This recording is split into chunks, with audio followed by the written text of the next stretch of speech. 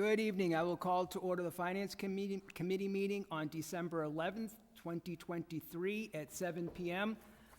We have one item on the agenda this evening, order number 23-100-9003, communication from Mayor Vigent together with a request for a transfer in the amount of $2 million to be spent for a feasibility study phase of the Massachusetts Schools Building Authority process for the Raymond C. Richer Elementary School project. I'll begin by reading the letter submitted by the Mayor. Honorable President Ossing and Councilors, enclosed for your approval is an order to appropriate $2 million to be spent for the feasibility study phase of Massachusetts School Building Authority process for the Raymond C. Richer Elementary School project, which the school committee voted in support of moving forward.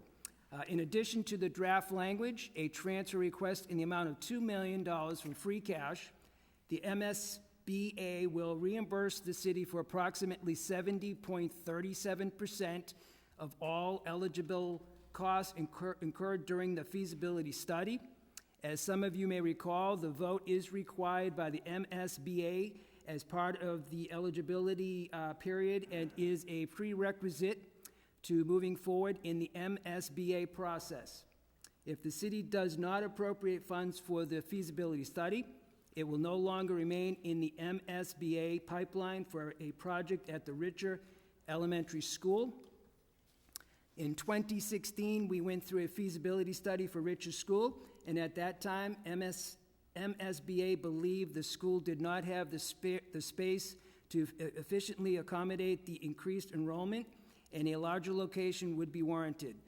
We recognized our schools and grades and successfully used the MSBA process to build the Goodnow Brothers Elementary School that came in under budget and was opened in 2020.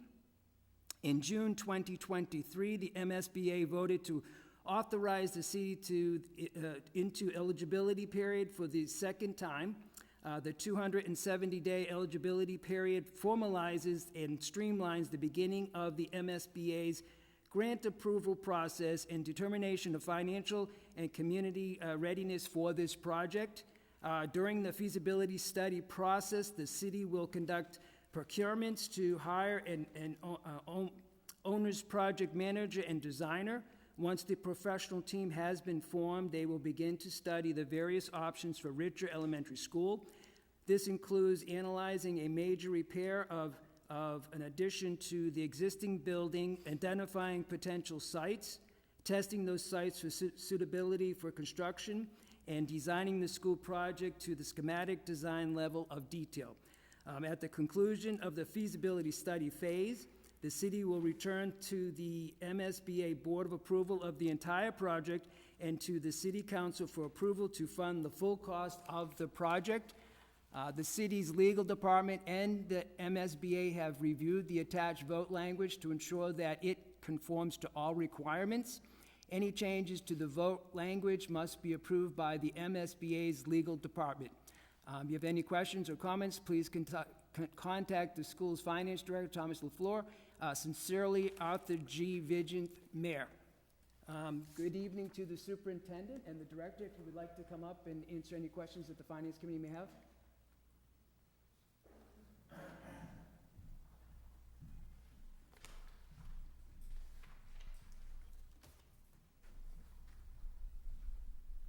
Good evening, Superintendent. Good evening, Director. I will open it up to, first of all, do you want to inform the Finance Committee of any, I know this is the beginning, it has been voted on by the school committee, and then we can certainly ask some questions at that point. Did you want to provide? We have a couple of handouts that provide some information. That includes page 1. It gives an overview of our October 1st elementary enrollment.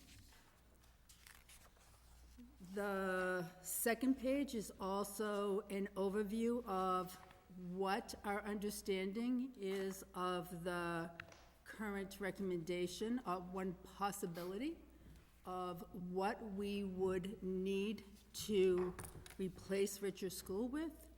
based on the projected, this is only based on the enrollment as of today. It was, most of them were the current numbers. Yep, 2630. If we all remember, when we came forward with the Good Now project, the projected enrollment, I think, was about 2,400, so we have far exceeded that.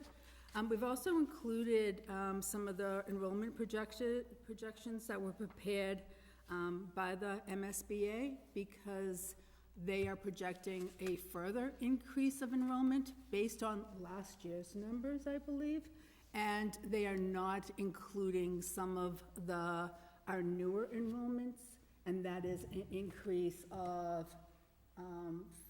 goes to 5,017 overall. This is only the elementary, though, with a majority of our new enrollment coming at the elementary schools.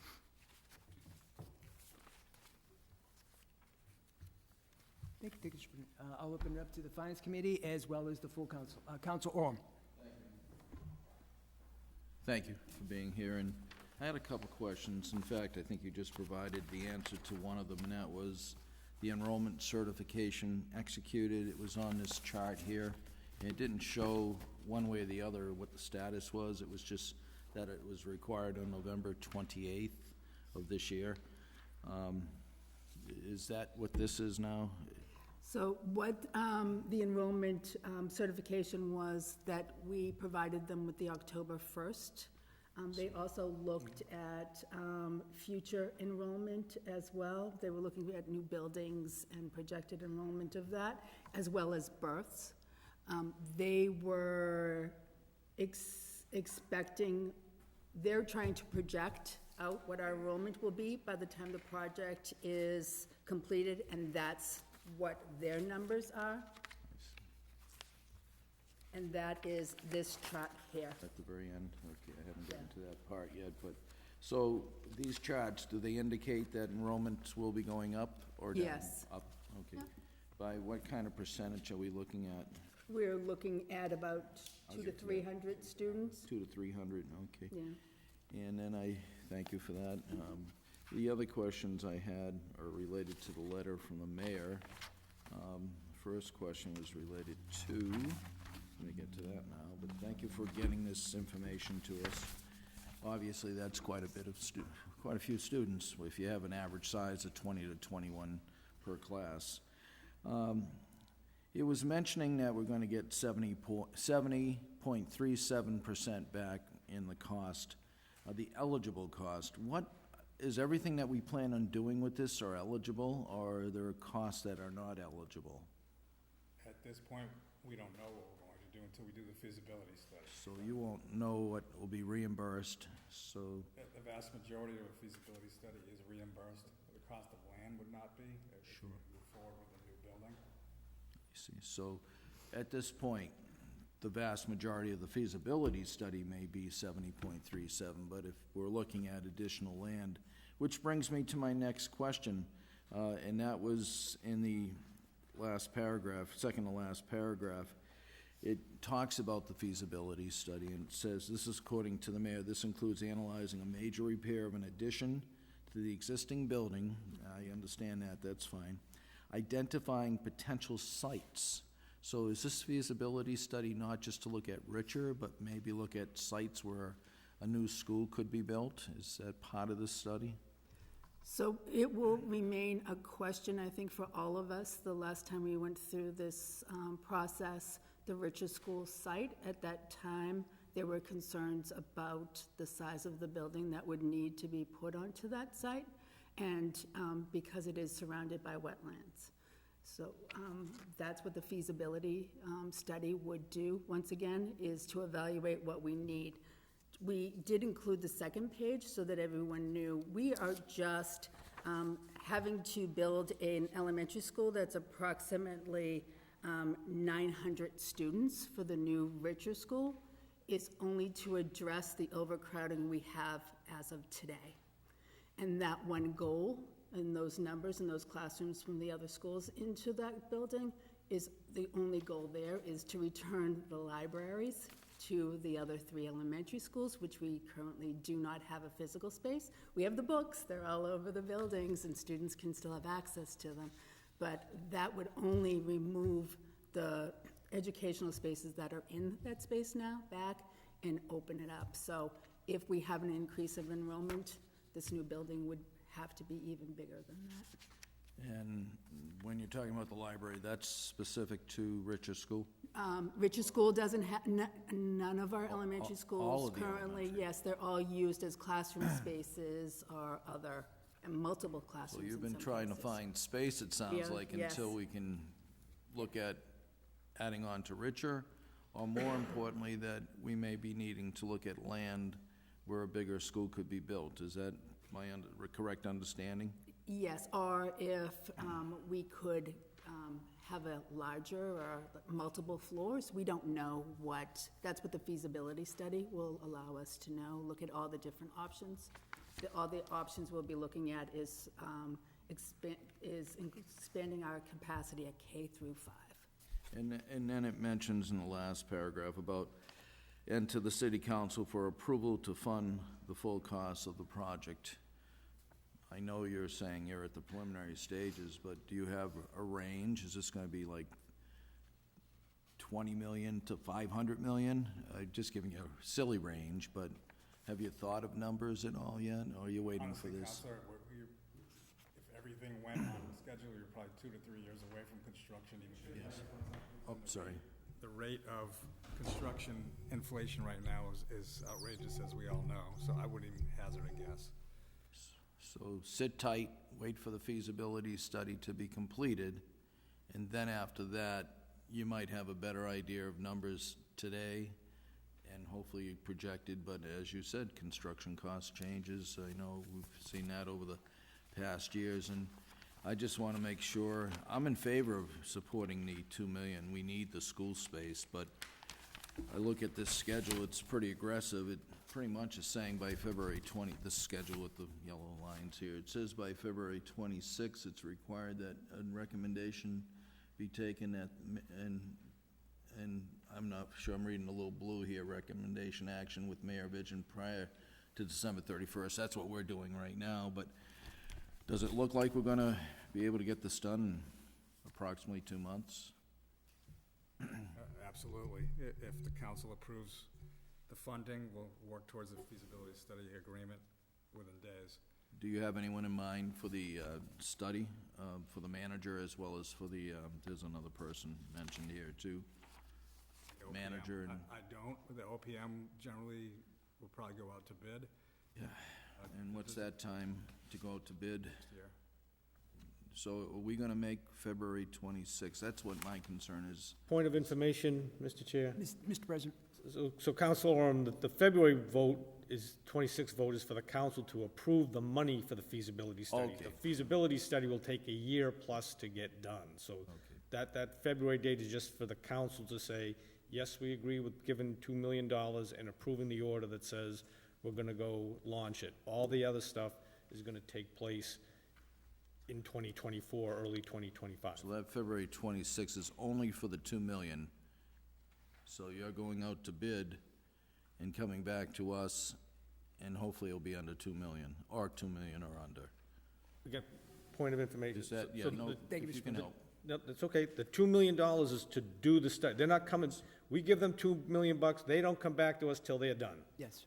all right? They're gonna come back and say, we spent $2 million, we're gonna build a new Richer School, we're gonna expand Richer School, we're gonna expand Kane School, we're gonna put this new school somewhere in the city, we don't know where yet. That, just like we did with remember, we authorized $1 million for Richer in 2016. We thought we were gonna be expanding or building right next to Richer School. It came back with a whole bunch of drawings, or a whole bunch of locations. I think there were 10, Mary, or pretty close to that. Locations, from South Street to, you pick. Airport. There were all sorts of things, and we ended up on the high school, and we remember some of the debates. Some of the councils weren't the biggest fans of the high school having a elementary school there, but that was the process. So that $1 million back then said, we recommend you do this, and then we approve. If we approve it, then we went. That comes back with some preliminary costs, which were in the $50 million range, I think, for it. So just, as you heard Tom say, you don't know the cost, but I'll tell you the cost is gonna be at least $100 million. We're not gonna get under it, and we got a good deal on the $50 million good now, because we took a cookie cutter school and said, build that one that's already designed, ready to go, on the shelf. They've done it before.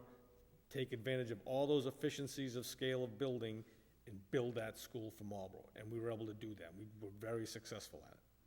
So we'll be okay with the dates then that are presented. And how many students does Goodnow hold practically?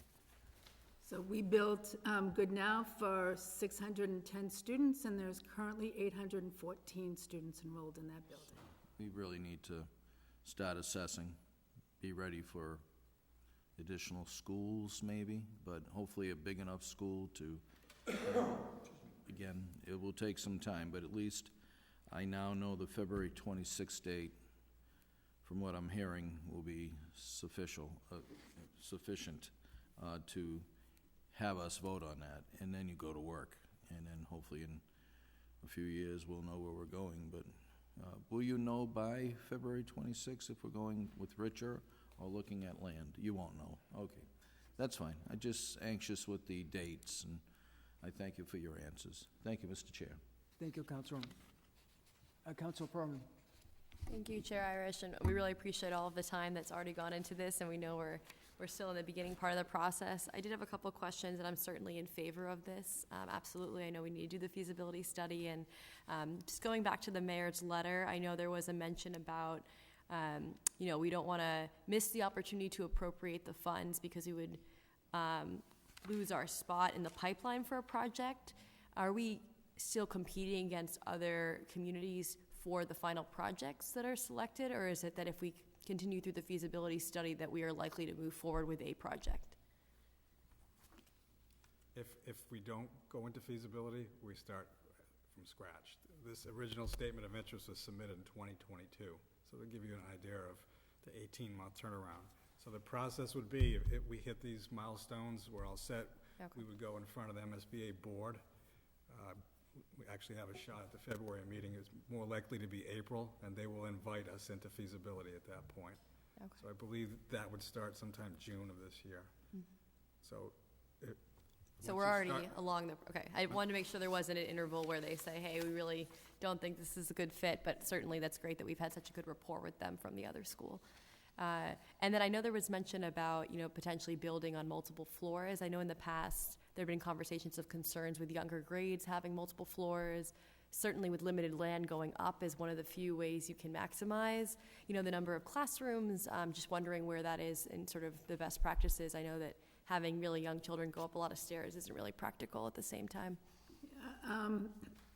When we come out of feasibility, we don't know what some of the recommendations were. I believe there was a recommendation for one of the options the last time for Good Now was a building that was multiple floors that housed 1,100 students. And that would have taken the place of Richer School. That wasn't an extra school, that didn't give us enough space. It would have been too tight at that point. So as we come out of feasibility, we'll have multiple different options to look at, and the decision will be made. There'll be a building committee that will help guide this process as well, and we will be trying to do what's best for the students and the taxpayers of Marlborough. Okay.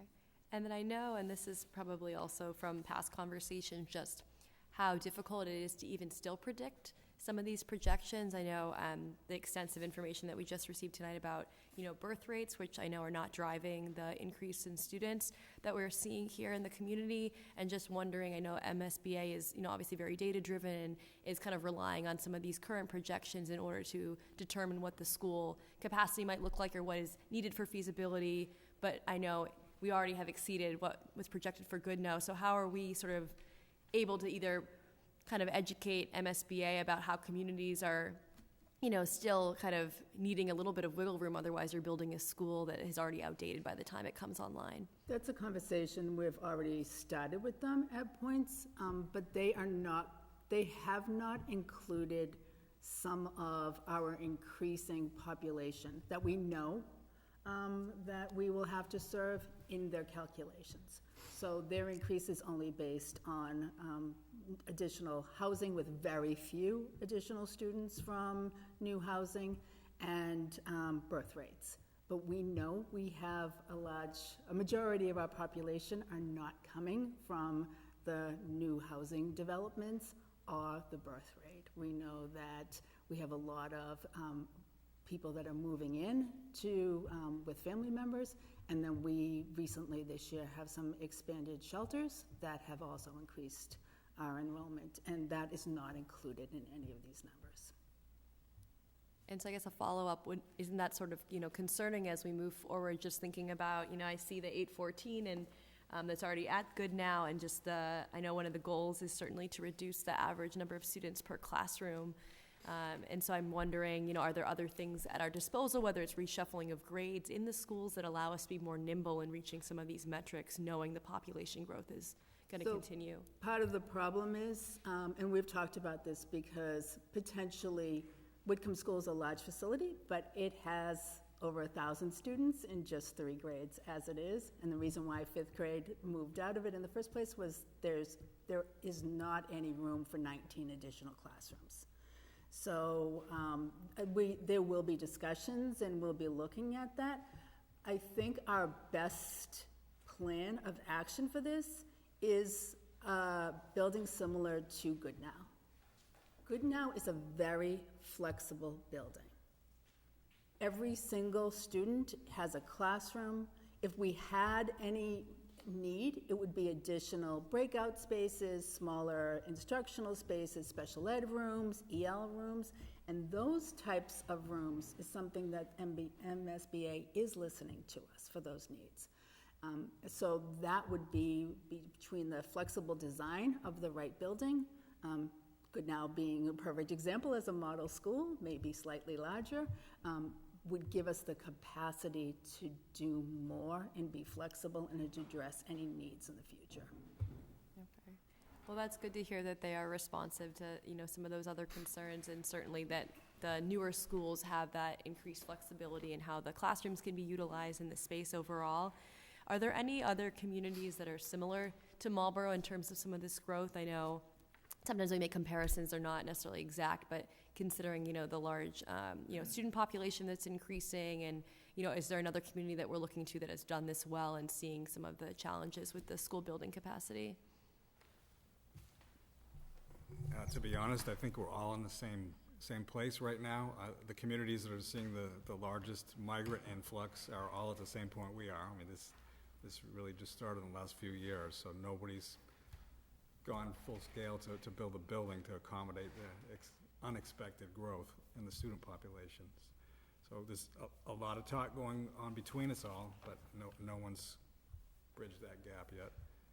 And to add to that, the increase of student population is an issue that seems to be more to this area of the state. So they keep on telling us it's a good problem to have, because there are a lot of cities and towns that are losing student population, but we have to plan for it. Right.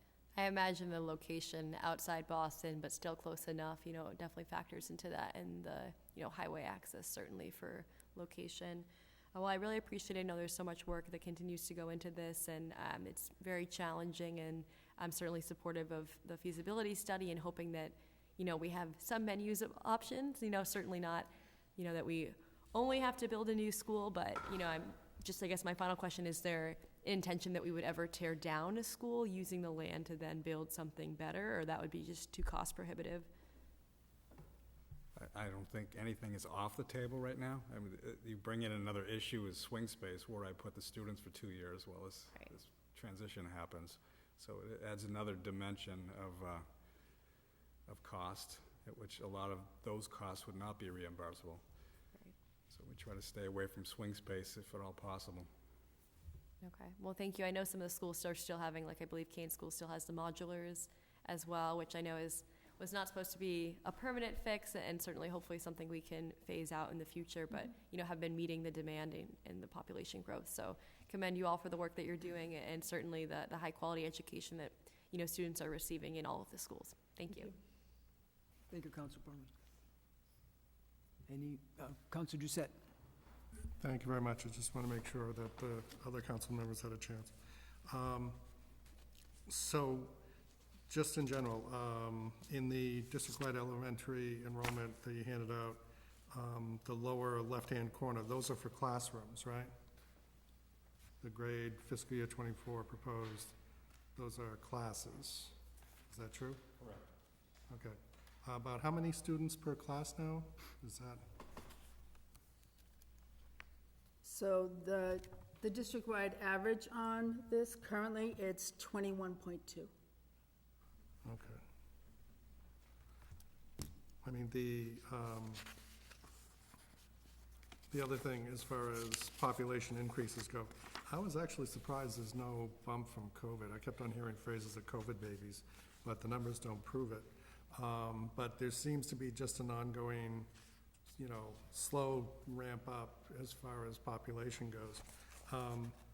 Just out of curiosity, and I understand the K through 4 grades, or K through 5 grades, but when you talk about 5-year average grade survival rates, hate the term survival rates, by the way, it doesn't sound good for schools, but why is there such a drop between 7-8 and 8-9? Is that when they go into, I forget, this is on page 5. So that is from, Yeah, this is the packet that was just handed out today. Yeah. yeah. So it's funny so that is the drop that goes into 6th grade? 8 to 9. Oh, 8 to 9?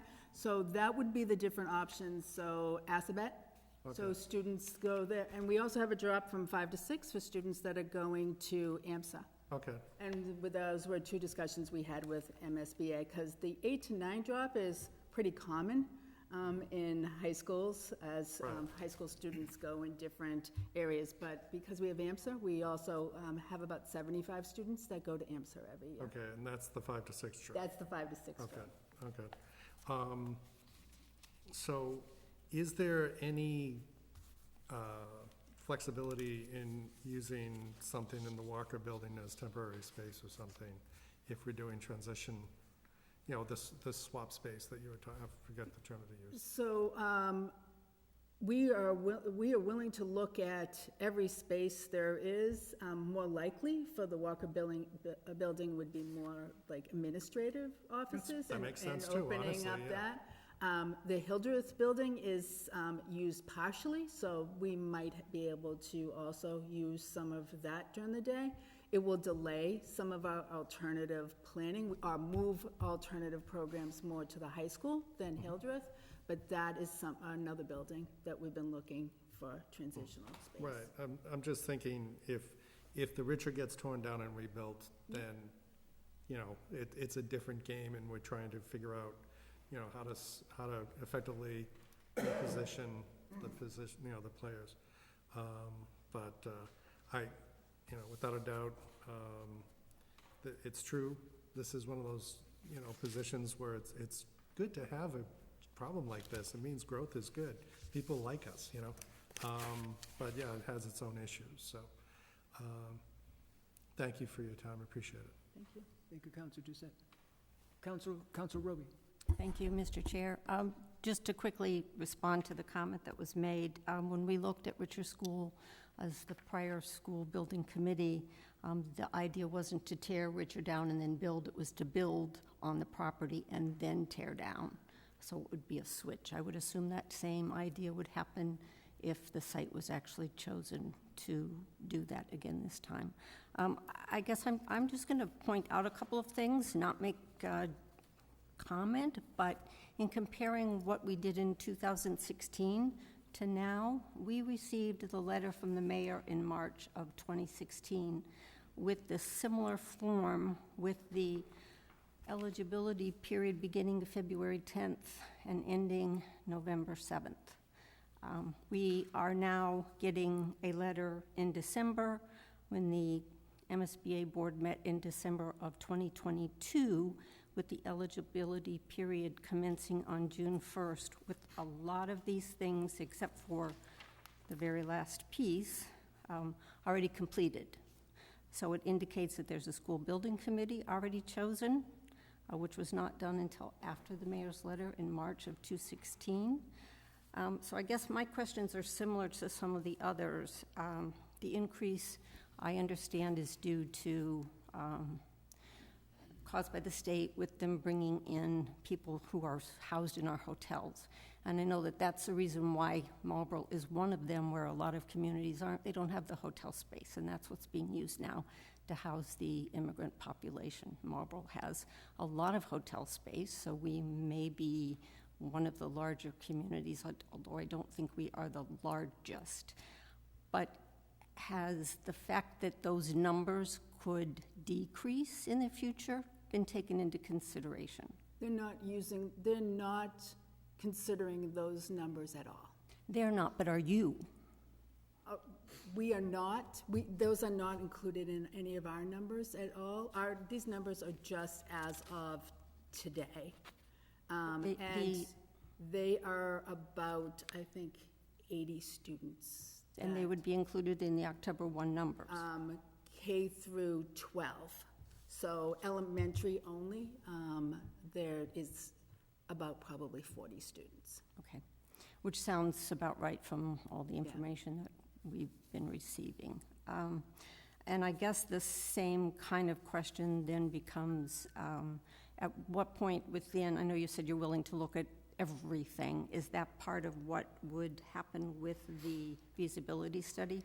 They would actually do a account and understand what everything is there.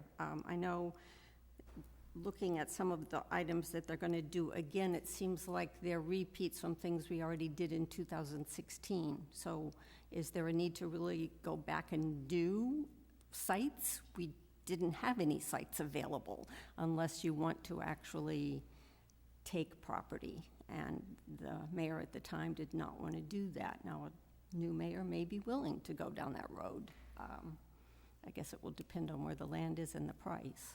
But so can some of this be taken from the prior process rather than going back and doing it all over again? Absolutely.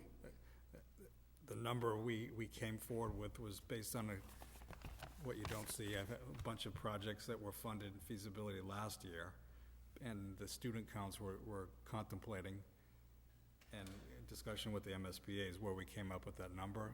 In a perfect world, I would like to see the new feasibility study, OPM, or whatever we're going to call this individual or company, take up where they left off. I mean, a lot of this work is still relatively fresh. It's only 7 years old. So you can look at the available lots from 7 years ago, and okay, half of them have been built upon since, and eliminate those right off the bat. So yes, we definitely have opportunity here to speed this along. Okay, and then my final question, and you won't have the answer, but I wonder if we could get it from the auditor. In 2016, the mayor asked and the council approved $1 million where we were supposed to be reimbursed for more than 50% of the eligible costs. What was reimbursed? Can we find out from the auditor before, or does someone know? Yes, so point of it, so I don't know that, but that is a simple question to ask the auditor. She would have that, and similarly, I would say with this one going forward, I want to make sure we add that to our monthly reports that we get that tracks the spending of the feasibility study. Just because it's $2 million doesn't mean they have to spend $2 million. True, and then I apologize, it's not the last comment. The conclusion of the feasibility study phase, the city will return. Is it the city or is it the school committee that will return to MSBA?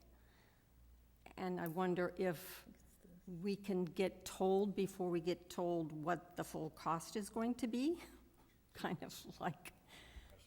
So, President point of it, so I would go one step further, is I would get someone on the city council on the feasibility study, or the school building committee team early on to keep the council plugged in. I think that would be a smarter move, so that we're not hit with a surprise a year and a half from now of what the cost is. All right, and I guess I would agree with that. It would be nice to know what's happening as that feasibility study progresses, rather than to be all of a sudden hit with, I think, and I'm blanking now, Hopkinton just approved a $200 million school? 400, I I'm think. sorry, 400, so, That's why their Numbers are average out there. Mr. President, So their average house in Hopkinton increase, $4,844 increase Yes. in the average house taxes in Hopkinton. yeah. 4,844. So let that sink. The average taxpayer here pays a little over 5,000. So let that sink in a little bit. Their increase yes. was $4,844. Yeah. And I will just comment that between the fire station that we don't have yet, the library that haven't started paying on yet, and the Goodnow School that we're paying on, it will be interesting to see what the price is and the impact. That I would assume we'll hear all those details. Thank you. Good questions. Thank you, Councilor Roby. Councilor Perman. Thank you. If there's no further discussion, I would move to approve the request for a transfer. I will second that motion. Motion's been made and seconded to approve order number 23-100-9003, a transfer request for $2 million to be spent for the feasibility study phase of the Massachusetts School Building Authority, MSBA, process for Raymond C. Richer Elementary School project. Any further discussion? Mr. Chair. Oh, Mr. President. So I'm obligated to at least inform the council of the financial commitment we're entering in, or potentially entering into. So the good news is we have sufficient free cash to pay for it because of the decisions you made back at the special meeting to not spend free cash. So kudos to the councilors. So taking the $2 million from free cash is good. That doesn't hit the tax rate. Should the project move forward and we bond again, my anticipation is gonna be a $100 million project, assuming the state or MSBA pays half of it. That's a $50 million bond. All right? Based on my numbers, and don't take them to the bank yet, but it's gonna be a $3 million hit to the debt service. It's 17 cents per household for a $3 million bond. That means we'd increase the residential tax rate by 51 cents, which equates currently that we'd increase the average tax bill by $282. So why do I tell you this? It is important when projects come before us, whether it's commercial or residential, to weigh them carefully, because we need new growth. The decisions you make today don't hit the tax books until 4 years from now. Same thing with approving a bond for a school. But we gotta have a means of paying for it. So to not have projects continually in the pipeline, and I'm nervous because just because we approve them, doesn't mean they get built, all right? So the world coming to an end, that there's too much building going on in Marlborough, you know I'm not a big fan of that. Because everybody seems to be pretty happy with a $189 reduction in their taxes. But there's reasons for that. That's decisions that were made years ago and a one-time lucky bump in state aid. So I just mentioned that to the councils to be wary of that. We want a fire station. We're now gonna want a new school. You ask yourself, how do you plan on paying for it? Because they're all good ideas, but I never hear the follow-up says, what is your plan to pay for these projects? That should be paramount, because I know cutting the budget isn't one of them. I've seen that for 24 years. And just as a reminder, it's 2 votes, one for the transfer and one to approve the order. Approve the order. Thank you, Mr. Chairman.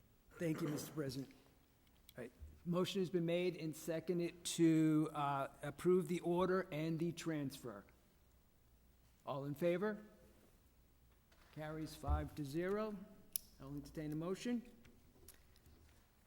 Councilor? Motion to approve the transfer? Oh, Oh, sorry, excuse me, approve the order? Yeah, we just did, we Okay, just, then isn't it now the transfer, yes? yeah. The transfer of the $2 million for the feasibility? Correct, we just. Oh, I'm sorry, I thought you broke it up, I apologize. So entertain a motion to adjourn. Motion to adjourn. I I thought will you were saying it second was that. two separate Motion's been made and votes. seconded to adjourn. All in favor? We adjourn at 7:39. Thank you.